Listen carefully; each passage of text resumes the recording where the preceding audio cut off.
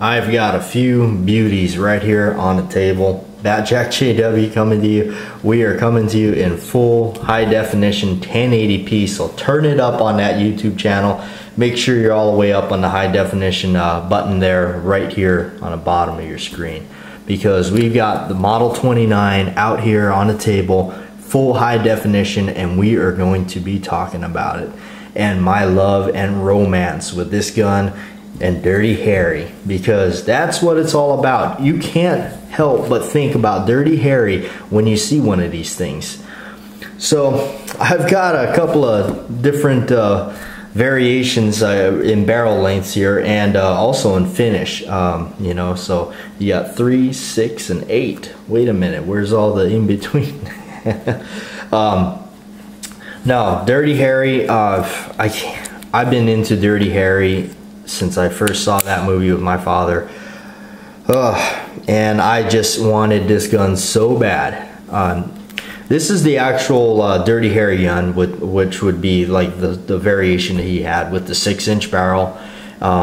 You know, beautiful steel and everything. Now this one here I bought. This is the first one I bought. First Model 29 I've ever owned right here. None of these are pinned and recessed because these are all made in the 80s. They're still vintage, but not as vintage as like the 70s ones with the pinned and recessed cylinders.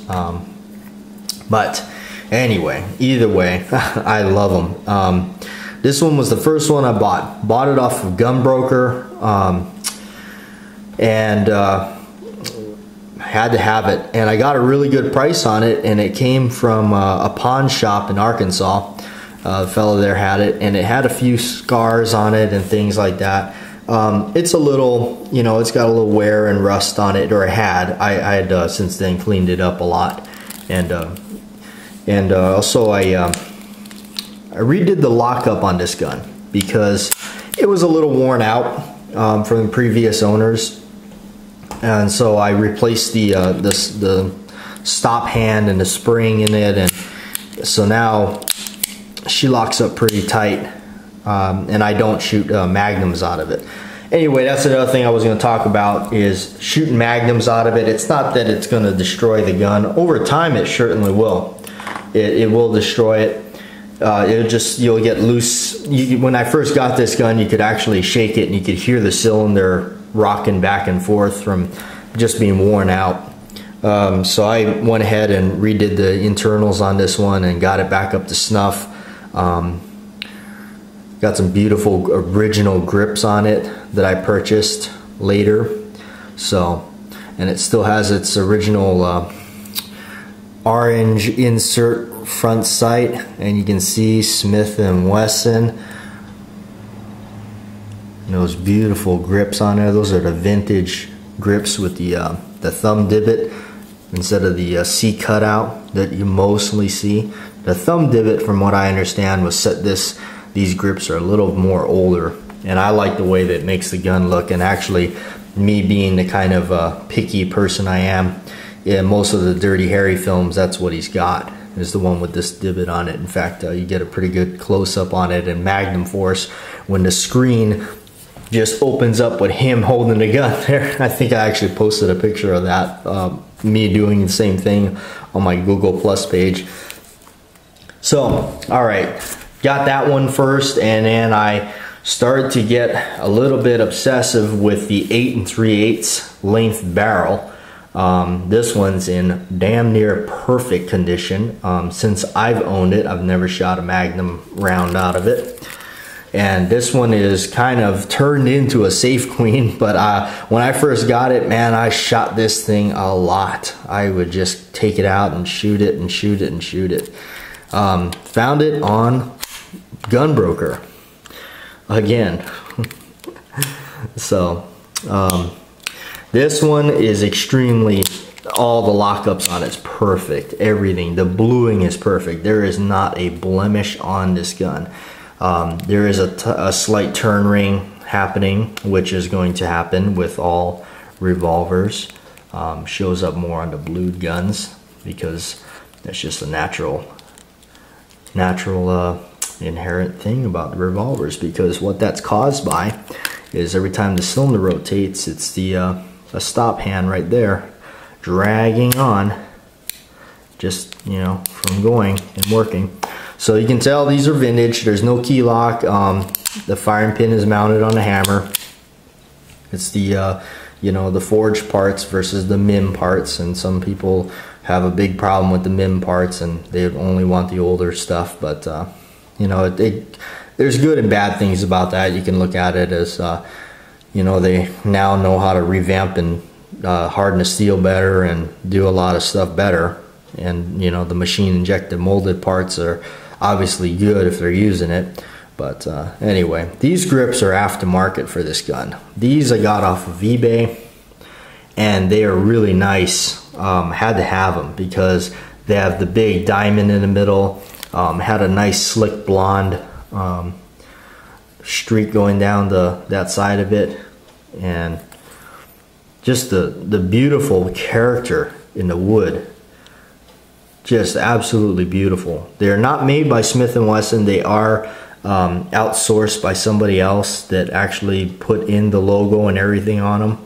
So I think they did an excellent job, yet for not being, you know, an actual Smith & Wesson product. But it looks really good on this gun.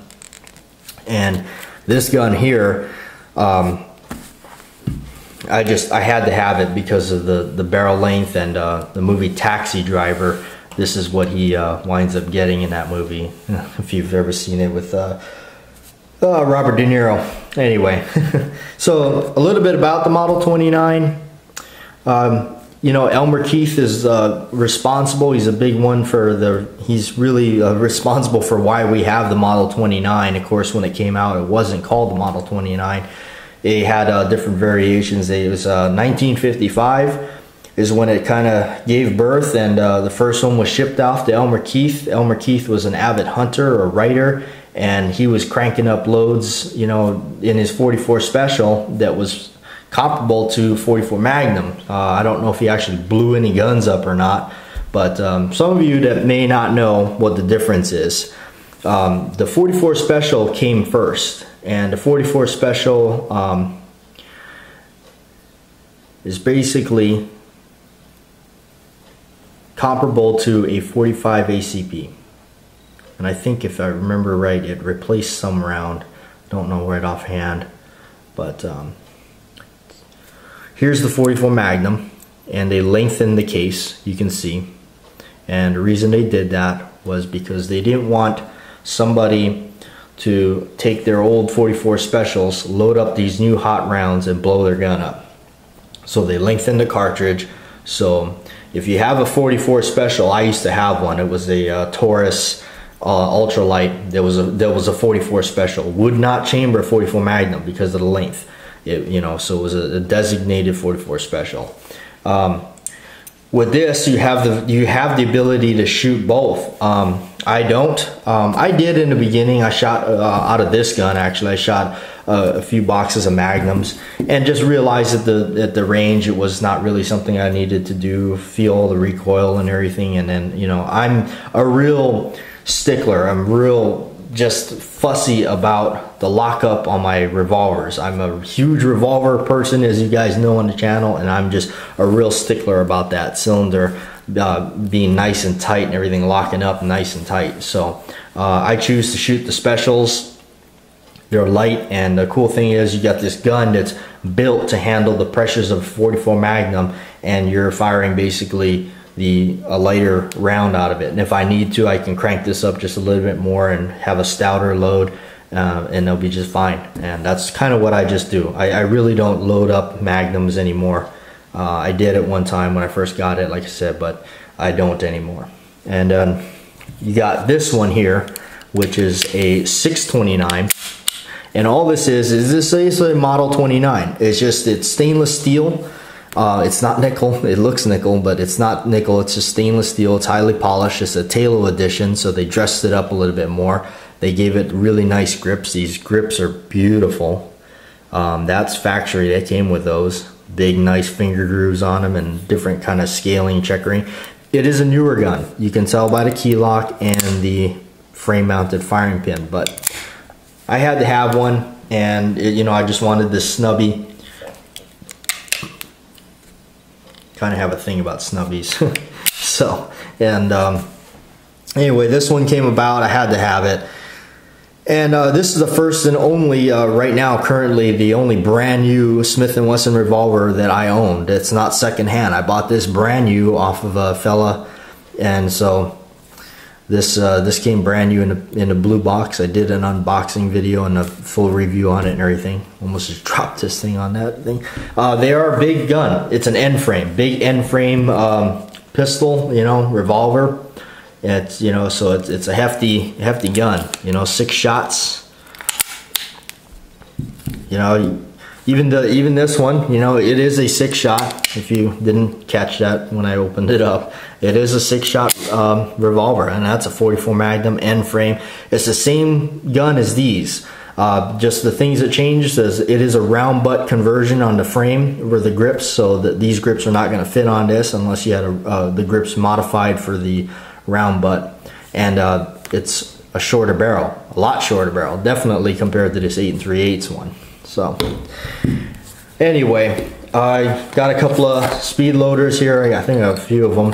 Put my hand on it there, and I got this shoulder holster for the 8 3/8 barrel one. This is a Bianchi X15. It's an extra large to fit that gigantic 8-inch barrel through here. It's not exactly the Dirty Harry holster. His is, I looked online and for the original guys, the original copy, or I don't know if they're the original company, but the guys that make the Dirty Harry holster, the shoulder holster, which he had a certain one in his movies and everything. I think it was rather expensive. It was more money than I wanted to pay. You know, I'm sure it's a good quality holster. I definitely would like to have one. Maybe someday I will buy one. But anyway, I found this one off of this holster here. I got off of MidwayUSA.com, and I think I paid, like, it was on sale. Honestly, it's like clearance on sale. They have, like, you know, certain sales are going. It's like available, 3 available for this size or whatever. And I think I paid well under $100 for it. So it was a good deal. And the problem was I'm left-handed. So for those of you lefties know exactly what I'm talking about. You don't find too many left-handed holsters and stuff. It's really hard. So anyway, just wanted to give you a full 1080p look at these beautiful 29, you know, model 29 Smith & Wessons, 44 Magnums. I got an obsession with Smith & Wesson. I've already admitted to that, but I'm not looking to quit. Anyway. Definitely wanted to show these babies off. They're my favorite revolvers, other than the single action type pistols, the old cowboy guns. But man, I tell you, there's so much history and cool romance with the Model 29 and Dirty Harry and movies like Taxi Driver. I think in even the Chuck Norris film Lone Wolf McQuade, I think he carries a Model 29 in stainless or nickel or something. Anyway, I'm gonna cut it off here so the video's not too long. There it is, high definition Model 29, a little bit of history and mostly my history with it and my obsession. Thanks for watching. Bat Jack JW, catch you next time.